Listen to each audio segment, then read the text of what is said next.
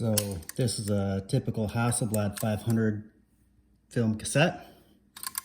This is the film plane. So the film goes on this side. And if you load it like this,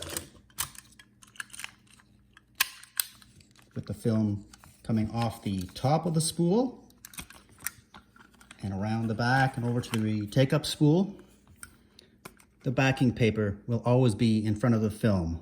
You'll never get an exposure.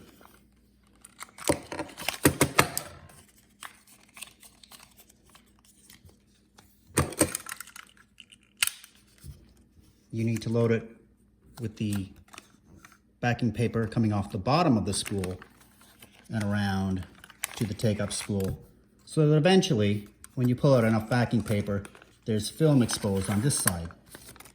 Otherwise, you'll never get an exposure.